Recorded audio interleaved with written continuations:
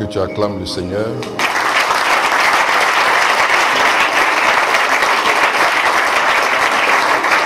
Tu peux t'asseoir.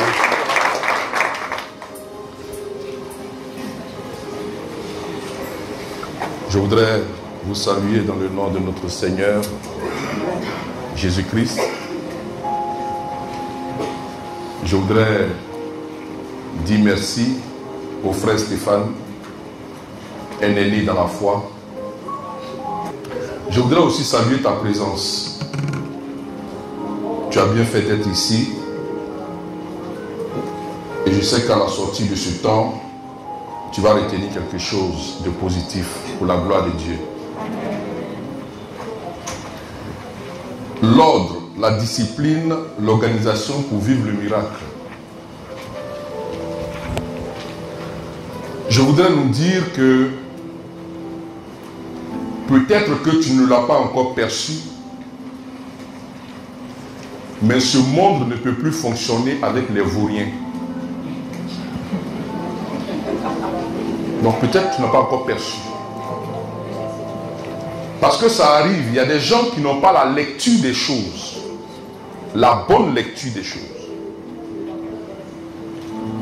Lorsqu'il y a un mouvement,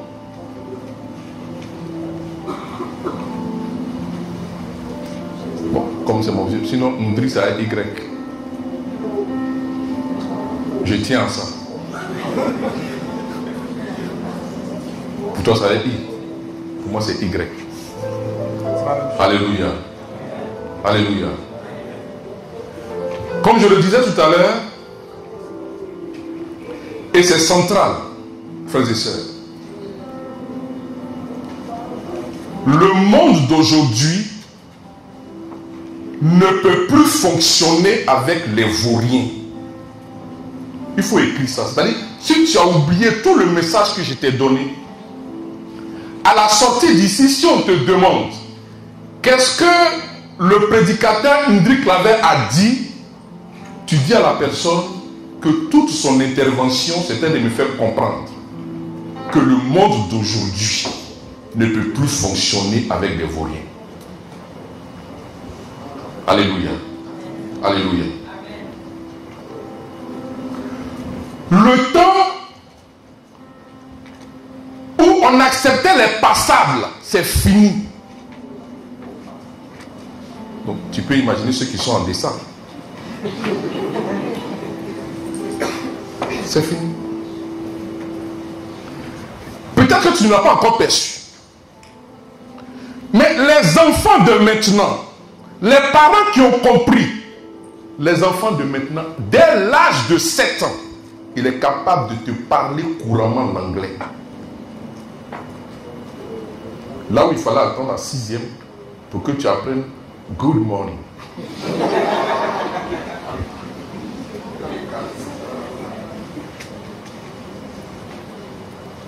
C'est pourquoi lorsque tu alignes les enfants là, tu fais 4, 5, 6, il faut savoir où tu vas les mettre. Non, moi je n'empêche personne de faire ça. Mais je te dis simplement, il faut savoir où tu vas les mettre. Parce qu'il ne faut pas produire les jaloux de demain qui vont venir nous fatiguer. Alléluia. Amen. Alléluia. Amen. Il y a des vérités qu'il te faut comprendre. Le monde d'aujourd'hui est un monde qui est rentré dans ce qu'on appelle la compétitivité.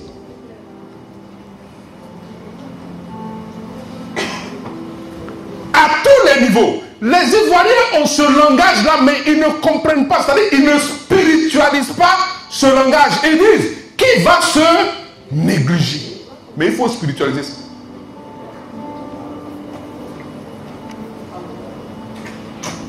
C'est fini. Cette compétitivité va jusqu'à apprendre aux hommes à cuisiner. Il faut apprendre à préparer aussi. Parce que le monde là a changé. Il y a un mouvement qu'il te faut suivre. Sinon tu vas être toujours jaloux. Tu vas être toujours dans les salons lieu d'avancer pour penser ce qu'on doit faire, toi tu critiques seulement. Toi, depuis tu es là, tu critiques seulement. Les experts des critiques. Lui là, celle-là, lui là, celle-là. Du matin, il a commencé ça. Jusqu'au soir, tu lui demandes la journée là, qu'est-ce que tu as fait? Il est incapable. Frère, Dieu m'a envoyé pour bouleverser des gens ce soir. Alléluia.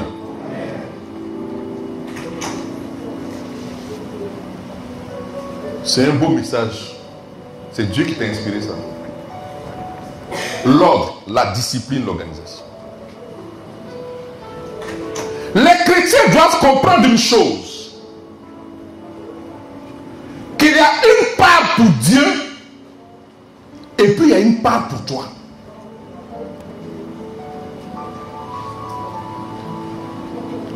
Ce thème-là commence par cette séparation. Il y a une part pour Dieu et puis il y a une part pour toi.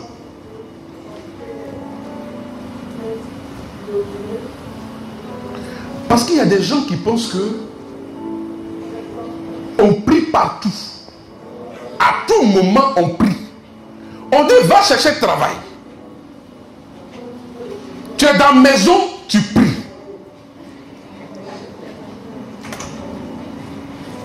Je disais à un monsieur, tu vois, dans la Bible, la femme stérile qui devait enfanter, c'est fini. C'est la Vierge Marie.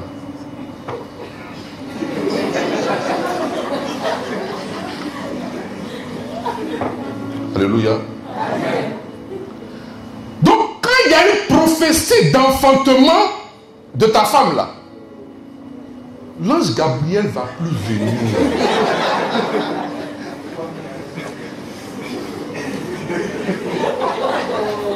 Alléluia. Alléluia. Les gens pensent qu'on prie partout, à tout. Il y a une part pour Dieu et puis il y a une part pour toi. Le leader doit comprendre ça. Le leader chrétien, il doit comprendre ça.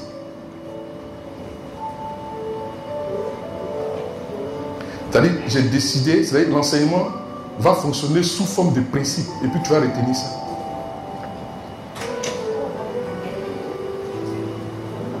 Alléluia. Est-ce que quand il a donné l'exemple de la Vierge Marie, là, tu as compris ce qu'il veut dire?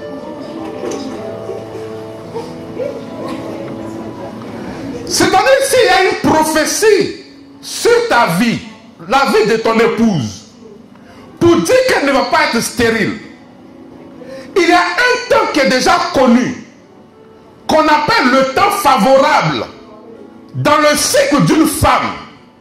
Si son mari ne comprend pas ça, qu'il passe son temps au moment venu, lorsque le temps fut accompli, au lieu de passer à l'acte, il dit, oh Seigneur, j'ai dit, le miracle ne peut pas avoir lieu.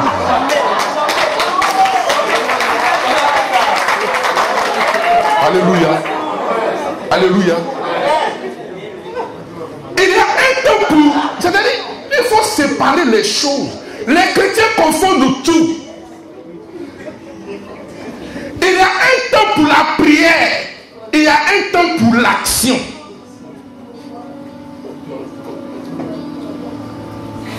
Tu es chef d'entreprise. Si tu veux, va dormir devant la statue de la Vierge Marie. Ou même, si tu veux, va dormir au Saint-Sacrement. Ouvre ton entreprise. Il faut mettre dedans des bougnoules. Sans organisation, sans ordre, sans discipline. Et puis viens, toi et moi, on va voir si ton entreprise va marcher.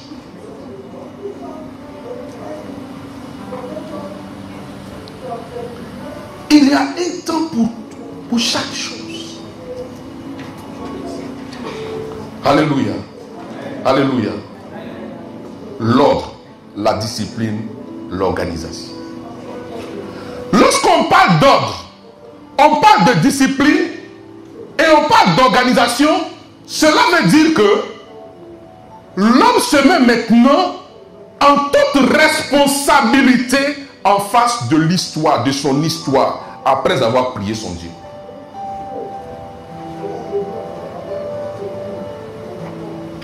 Quand tu arrives au travail, là, quand tu as fini de prier le matin, là, que tu as consacré la journée à Dieu, là, le reste, là, il faut travailler. Il ne faut pas confondre les choses. Pourquoi que toi, tu es le plus chrétien dans l'entreprise, là? Ce n'est pas de ça qu'il s'agit. Il ne faut pas. Le désordre, non. Un chrétien doit être ordonné. L'ordre s'est défini comme l'état d'un lieu où les choses sont à leur place, où tout est rangé, ordonné, classé.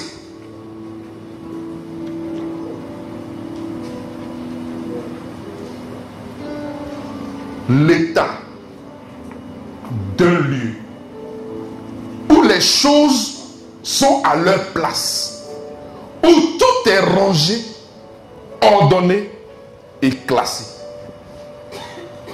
Les exemples, on peut trouver ça partout. Le contraire de l'ordre, c'est quoi? C'est le désordre. La discipline peut se définir comme la règle de conduite que l'on s'impose. On parle de maîtrise de soi, sens du devoir. Règle de conduite que l'on s'impose. Maîtrise de soi, sens du devoir. Et l'organisation, c'est l'action d'organiser, de structurer, d'arranger et d'aménager. Le thème que je vais développer avec vous, c'est l'ordre dans la vie du leader. Parce que ce soit la discipline, que ce soit l'organisation, tout cela peut se ramener à un esprit qui conçoit l'ordre comme une réalité à ne pas négliger.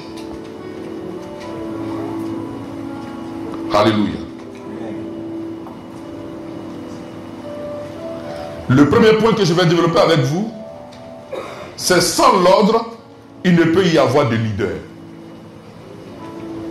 Le premier point. Sans l'ordre, il ne peut y avoir de leader.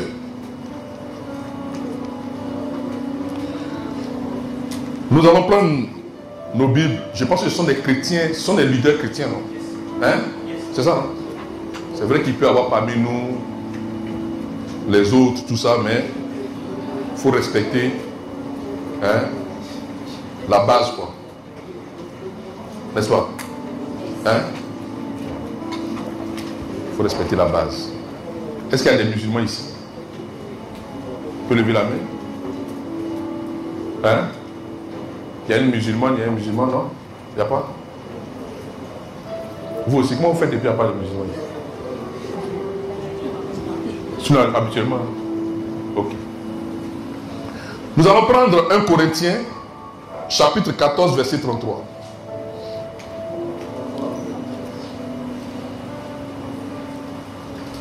« 1 Corinthiens, chapitre 14, verset 33. Qui peut lire? Car Dieu n'est pas un Dieu de désordre. On ne vous voit pas, on ne vous entend pas non plus. Car Dieu n'est pas un Dieu du désordre. C'est bon.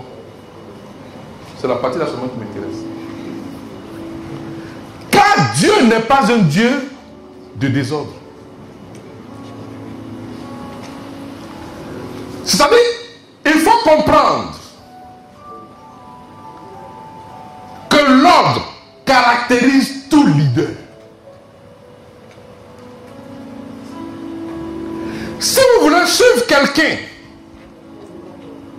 et qui se présente à vous comme un leader, s'il n'est pas ordonné, pardon, laisse-le aller en aventure.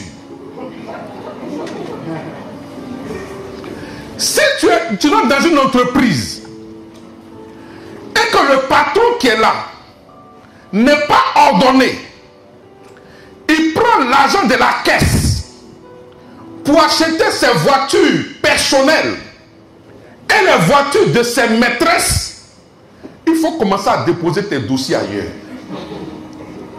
Parce qu'une telle entreprise va à la perte.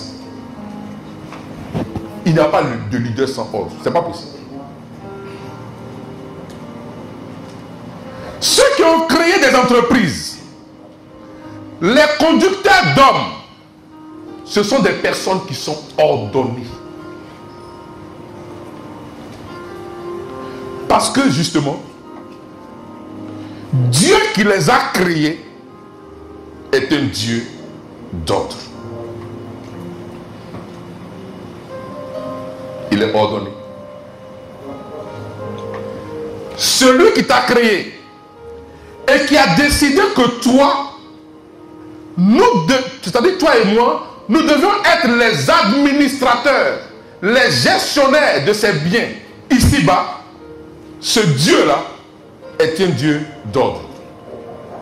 Et ce n'est pas possible que les personnes qu'il a établies pour dominer la création soient des personnes désordonnées.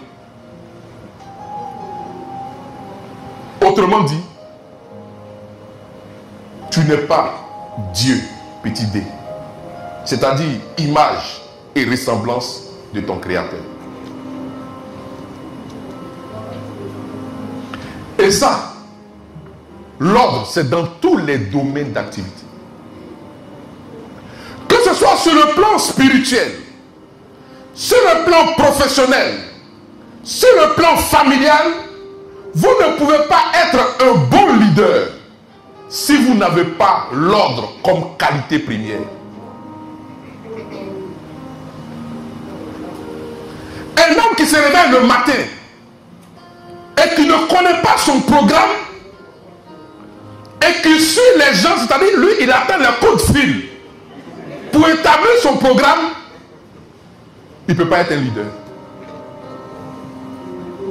Tu dois être capable un jour au téléphone de dire non, à 10 h je ne peux pas honorer ce rendez-vous parce que mon programme, dans mon programme, je suis occupé. Mais sinon, un homme, tu appelles à 10h15. Et puis il dit oui, je suis. Quelqu'un d'autre l'appelle et dit oui, je peux venir. Lui, il l'appelle, oui, je peux être là.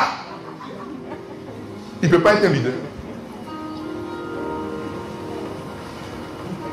Parce que tu n'es pas ordonné.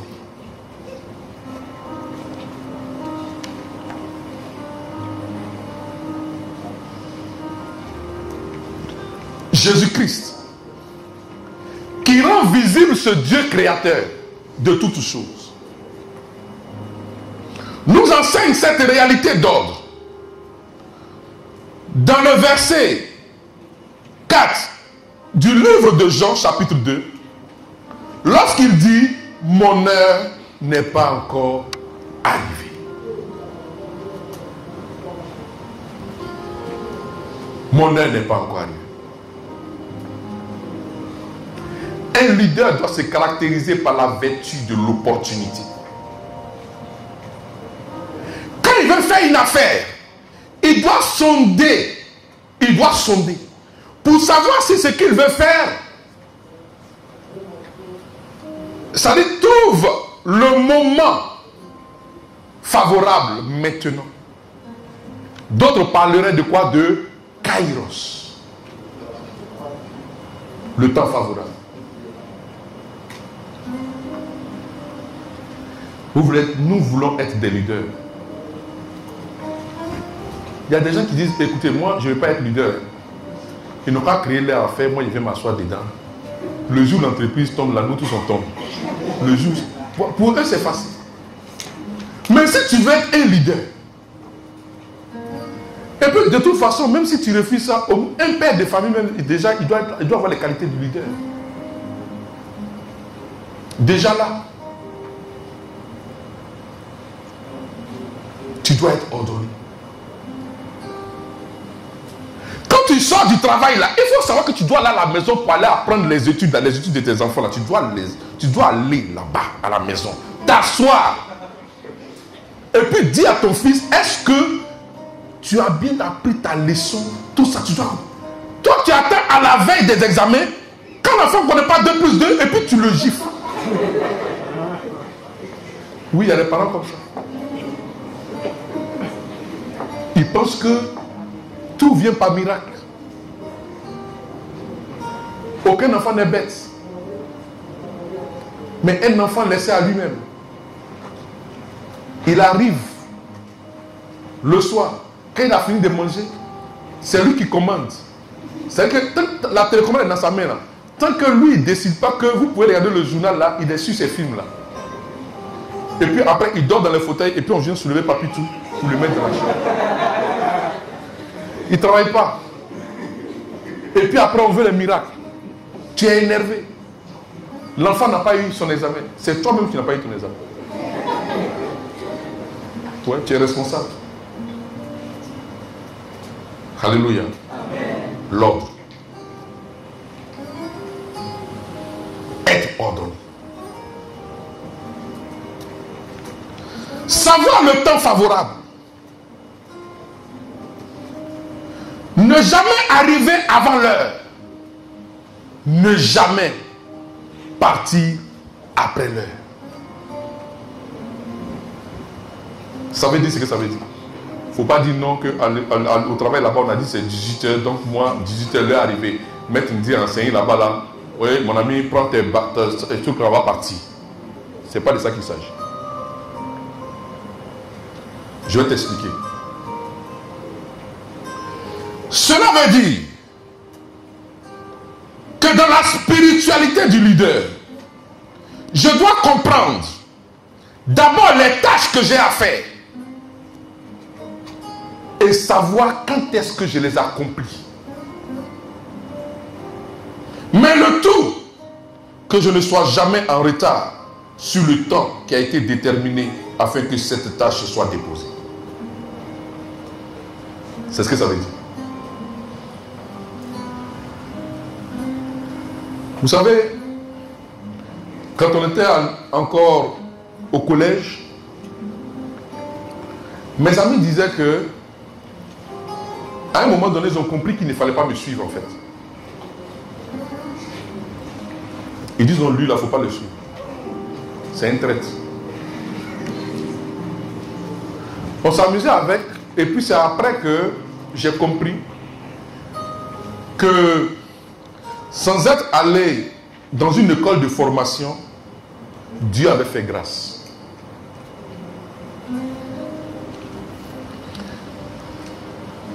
Chacun doit connaître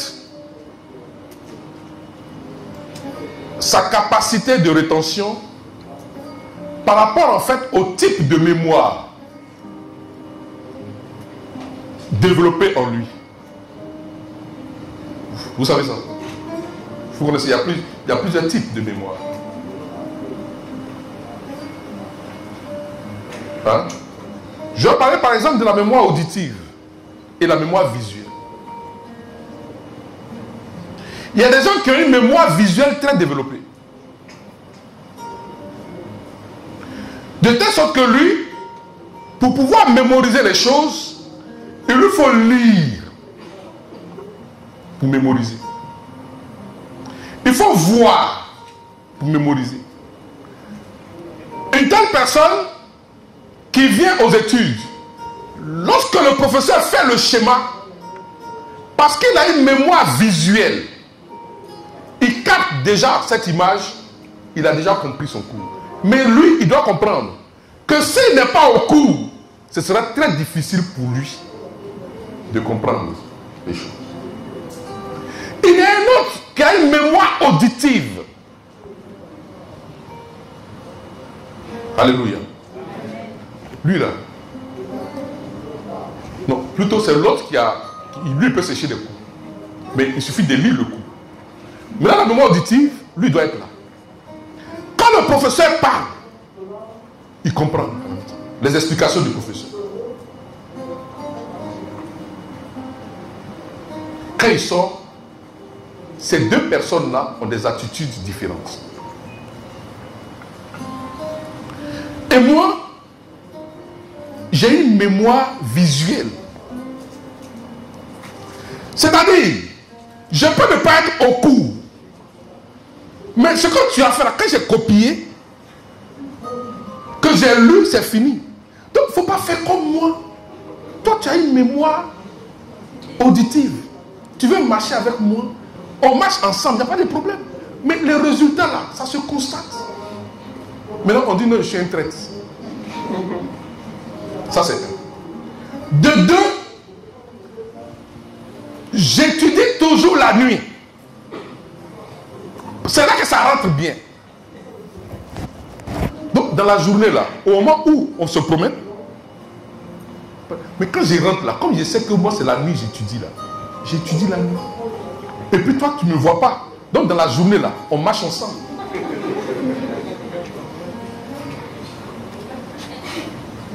Chacun doit se connaître.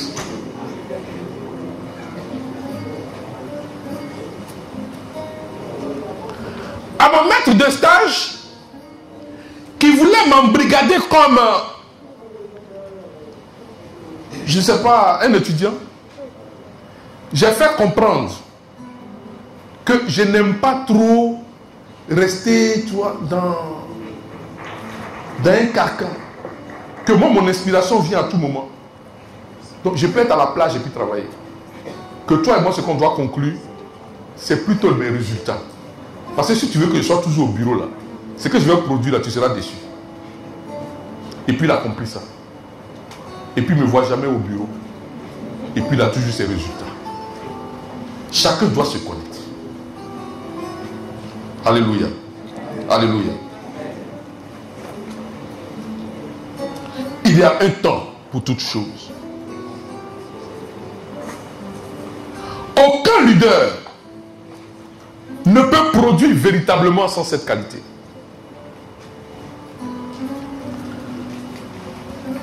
Il y a un texte que j'aime beaucoup méditer. Et lorsque j'étais en train de préparer ce thème, le Seigneur m'a conduit à partager avec vous ce beau texte. On va prendre l'Ecclésiaste chapitre 3.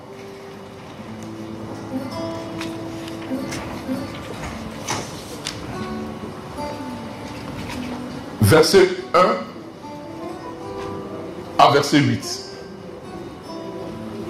Mon frère, tu peux venir lire, s'il te plaît. Prends ton micro.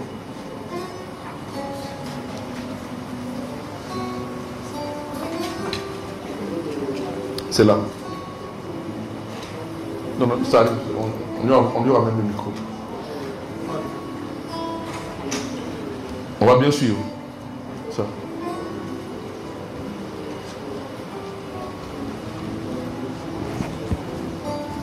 Ecclésiaste, chapitre 3. Tout ce qui se produit dans le monde, tout ce qui se produit dans le monde arrive en son temps. Arrive en son temps. Il y a un temps pour naître. Il y a un temps pour naître. Et un temps pour mourir. Un temps pour mourir. Un temps pour planter. Un temps pour planter. Et un temps pour arracher les plantes. Un temps pour arracher les plantes. Je vais continuer. Vous savez, la Bible, comme le disait Winston Churchill, il dit: j'ai lu beaucoup de livres, mais je ne trouve aucun qui puisse se comparer à la Sainte Bible. Winston Churchill. Et quand tu poursuis ce qu'il dit de la Bible, il dit tout peut être trouvé dans la Bible. Est-ce que vous savez que la conception de certaines, je ne sais pas, théories, qu'on appelle des théories des finances, même la mondialisation, tout ça est prévu dans la Bible.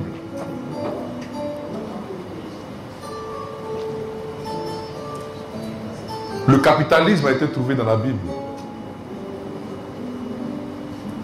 C'est l'exploitation que l'homme fait du capitalisme qui peut apparaître comme négatif. Mais sinon, le capitalisme là se trouve dans la Bible. Le communisme est dans la Bible.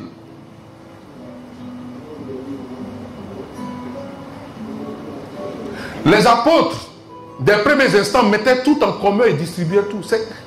Il n'y a rien n'est inventé. Et pour l'ordre, leader doit méditer le chapitre 3 du livre de l'Ecclésiaste. En ce qui concerne ce thème qui a été donné, visée d'excellence, le chapitre 3 du livre de l'Ecclésiaste doit être un chapitre à méditer.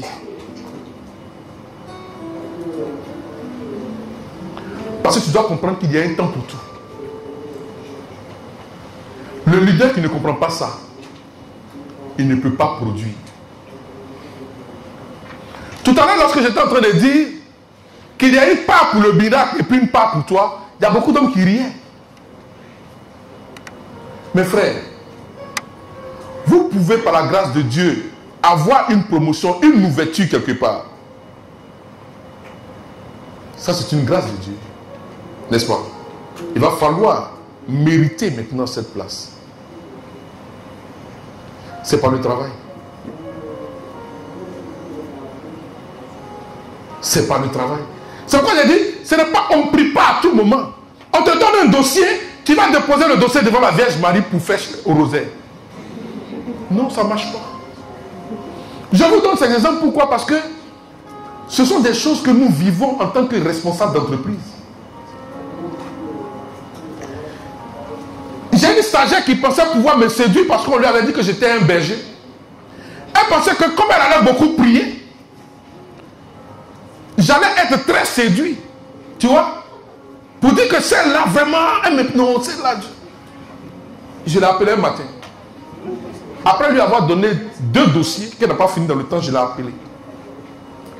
Je lui ai dit, tu vois, ma fille, viens. Il faut t'asseoir, je vais te parler.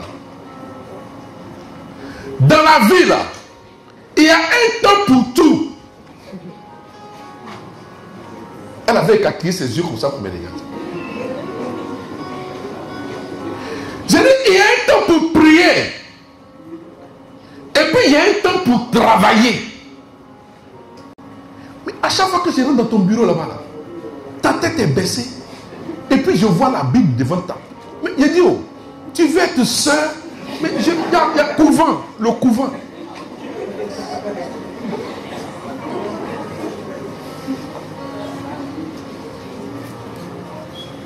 Elle n'est pas ordonnée.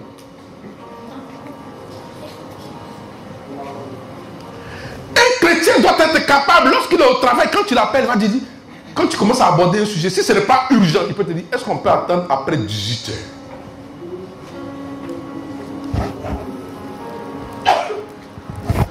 On dit un temps pourquoi? Pour planter. Un temps pour planter, un temps pour arracher les plantes. Pour récolter.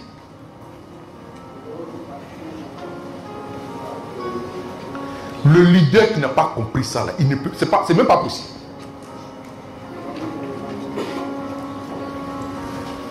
Vous voyez ces hommes politiques là, des fois quand je regarde la constitution des gouvernements là, et que je vois des visages, je me rends compte qu'ils étaient amis depuis longtemps. Il y a eu un temps où ils ont traversé la vallée. Parce qu'on ne vient pas tomber dans un groupe comme ça.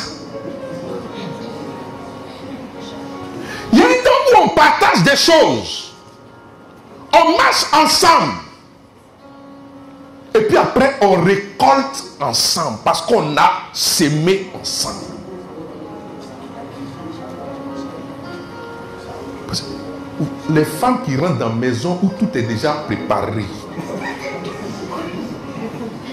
Ma soeur, attention. Un jour, ils vont te rappeler. J'ai dit, quand tu rentrais ici, là, la table, là, ça là, tu n'as pas trouvé ça ici. Il faut que tu sois capable de lui dire, on est rentré ensemble avec la table. Là. Oui, oui.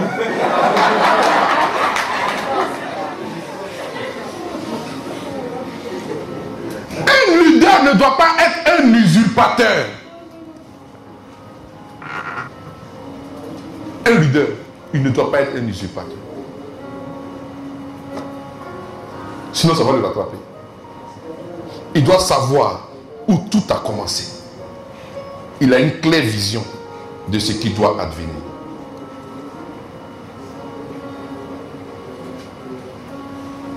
Continue. Un temps pour tuer. Non, ça, il faut laisser la partie.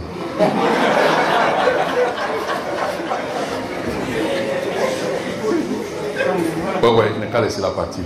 Il y a un temps pour pleurer et un temps pour rire. Oui. Un leader doit comprendre. Parce qu'il est un leader ordonné.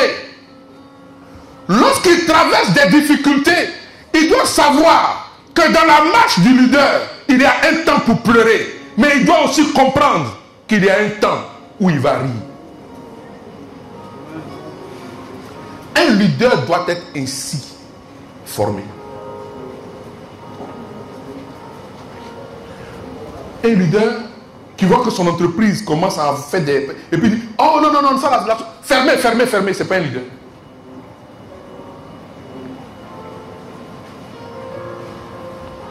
Oui. Il y a un temps pour jeter des pierres. Il y a un temps pour jeter les pierres. Et un temps pour les ramasser. Pour les ramasser. Écoutez, il faut poursuivre.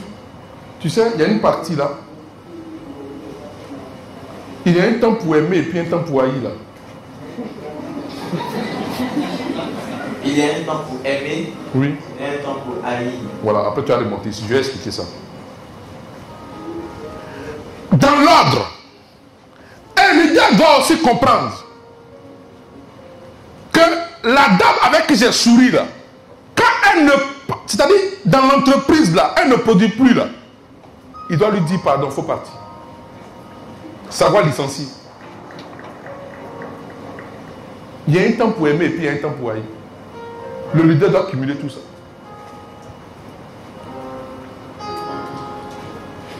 Il ne faut pas faire de confusion. Les gens confondent tout. Parce qu'ils sont chrétiens, leaders chrétiens, ils pensent que la caissière là, elle doit te voler et puis toi, parce que toi tu dois laisser pour toi Dieu.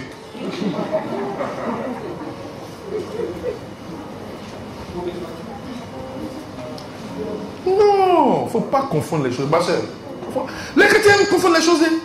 Moi je laisse pour moi Dieu. C'est dans je laisse pour moi Dieu là qu'on est là comme ça.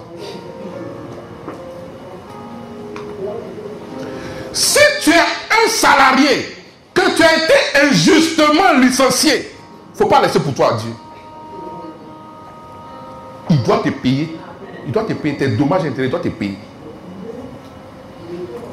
C'est la justice. Il doit te payer. Il y a des gens comme ça, ils ont monté une entreprise, on les a volés et puis ils ont laissé comme ça. Et puis l'entreprise est fermée. Et lui, il doit à la banque. Et il va les prier devant le Saint-Sacrement. Quand la personne t'a volé là, il faut partir à la police économique, tu l'amènes là-bas. Et puis même si tu veux mettre devant le policier, même tu sors ton chapelet même pour qu'il sache que tu es chrétien, même puis tu pries. Il est quand même méthode, mais c'est comme ça.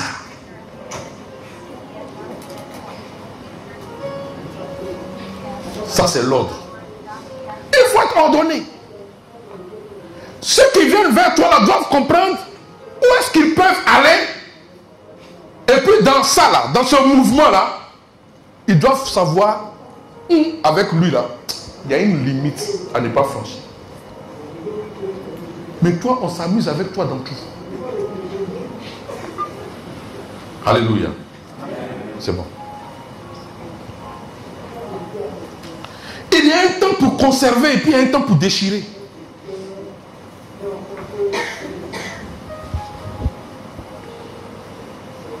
Il y a un temps pour se taire et puis il y a un temps pour parler.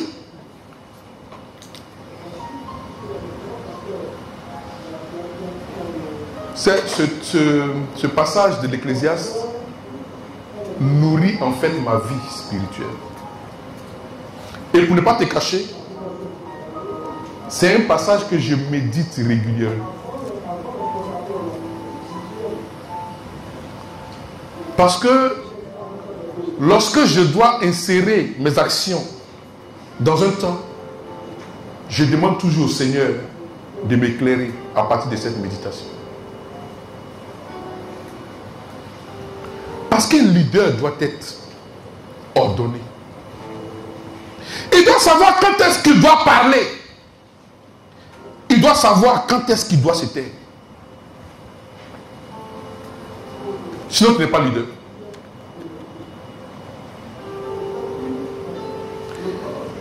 Des leaders qui parlent à tout moment.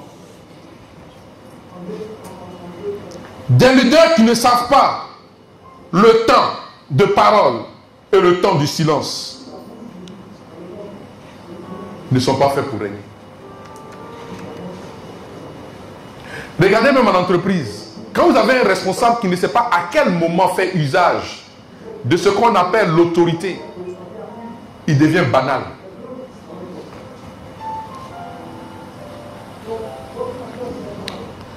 L'ordre doit nous amener à comprendre qu'il y a un temps de parole et il y a un temps de silence.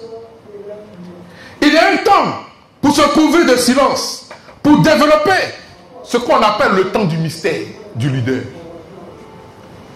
Le patron a dit quoi? Et puis la secrétaire dit, il n'a pas encore parlé. Le temps du mystère. Ça accroît ton autorité. Mais il y a des entreprises que je connais où le patron, franchement, vraiment, il est leader, mais je ne sais pas. Enfin, je ne sais pas qui l'a mis là. C'est-à-dire, lui, il arrive le matin et puis il bavade jusqu'au. Quand il rentre dans l'entreprise, peut-être que vous en connaissez. Mais les employés doivent être capables de dire, est-ce que le patron est venu? Et puis on dit oui, il est dans son bureau. Parce que tu es dans ton bureau, le temps du silence.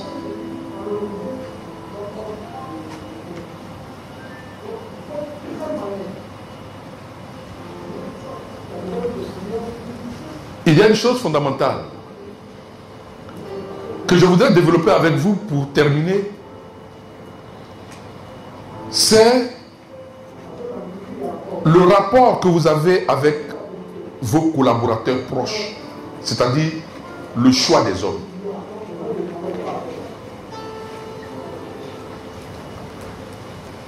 Un leader qui ne s'est pas choisi, parce que tout ça fait partie de l'ordre. J'avais défini l'ordre comme étant l'état d'un lieu où les choses sont à leur place, où tout est rangé, ordonné, classé.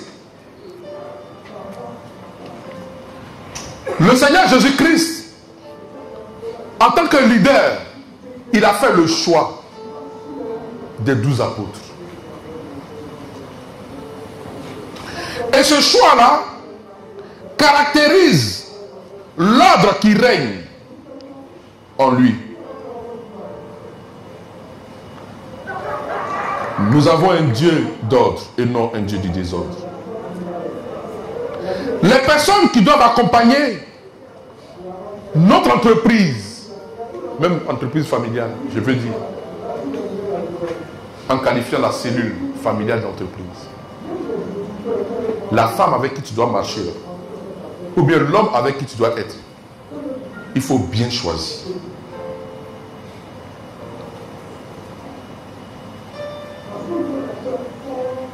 Le choix des hommes dans la manifestation de l'ordre ne doit pas reposer sur des critères charnels.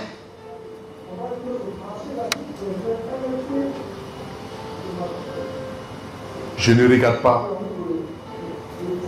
à l'apparence, mais au cœur. Ça veut dire. Vous savez, j'ai compris une chose. Que c'est parce que l'homme fausse, sinon Dieu nous parle toujours. Des fois, les gens viennent pour dire, mais toi, comment Dieu te parle? Non, Dieu, toi-même qui poses la question, en fait, Dieu te parle. Mais toi, tu refuses de l'entendre. Parce qu'il y a des signes qui te parlent. Pour te dire, ce n'est pas lui. Ou bien ce n'est pas elle. Parce que Le chrétien leader qui fait de mauvais choix, quelle que soit sa prière, quel que soit son degré de spiritualité, tout ce qu'il va faire va aller à la perte. Parce que quand tu es mal accompagné, qu'est-ce que tu peux faire? Je disais à quelqu'un que quand tu es ordonné et que tu as peu de moyens, tu produis plus que quelqu'un qui a plus de moyens mais qui est désordonné. Le choix des hommes, c'est très important. Savoir choisir. Savoir choisir ceux avec qui l'on doit concevoir un projet. Savoir choisir ceux avec qui l'on va réaliser ce projet. Savoir choisir ceux avec qui l'on va développer le projet.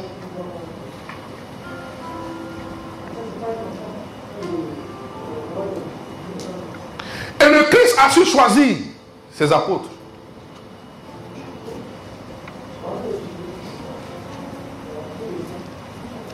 Dans la manifestation de l'ordre, nous pouvons toucher à l'organisation. Mais compte tenu du temps qui nous est imparti, nous n'allons pas développer ce point de l'organisation. Mais c'est la même chose. Le Christ, dans son fonctionnement, après avoir fait le choix de ses disciples, il les envoie un jour en mission. Et la Bible dit qu'il les envoie deux par deux. Tout est dans la Sainte Bible.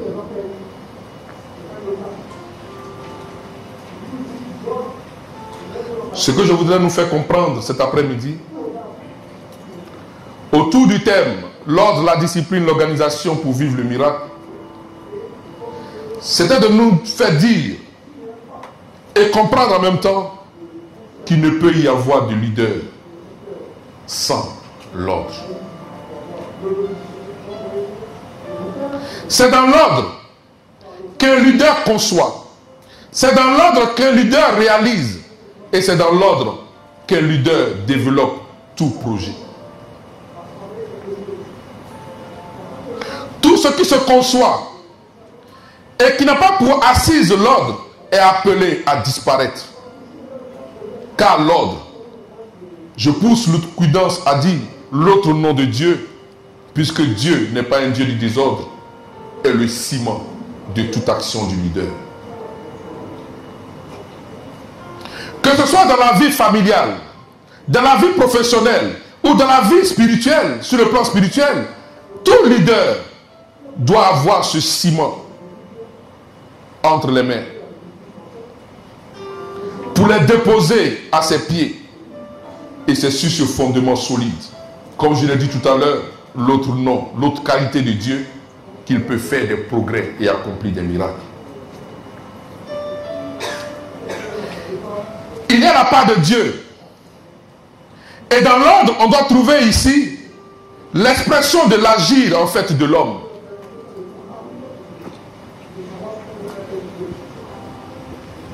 C'est ici que l'homme doit manifester sa part. Car si Dieu peut tout faire, il demeure le Dieu de l'impossible. Car la possibilité t'a été donnée. Et c'est dans la possibilité que se trouve cette qualité que le Seigneur te donne de comprendre cet après-midi en tant que leader. Il s'agit de l'ordre, de la discipline et de l'organisation. Que le Seigneur, dans son amour, dans cet après-midi, par rapport à cet enseignement qu'il nous a délivré, puisse asseoir cette qualité dans le cœur de tout un chacun. Afin que dans cette nation de Côte d'Ivoire, l'on puisse trouver des leaders, propriétaires d'entreprises prospères, propriétaires de multinationales pour gagner le monde. Oui Seigneur, je voudrais te bénir pour ce thème. Donner à tes enfants cet après-midi. Je voudrais bénir cet espace de formation. Je voudrais bénir les responsables de ce lieu. Je voudrais bénir tous tes enfants qui sont rassemblés ici, que tu as invités afin de parler à leur cœur. Avant moi, d'autres sont passés pour enseigner. Puissent ces enseignements tomber dans les terres fertiles afin de produire des fruits. Que Dieu soit béni et qu'il restaure toute vie en cet après-midi pour la plus grande gloire de Jésus-Christ. Amen.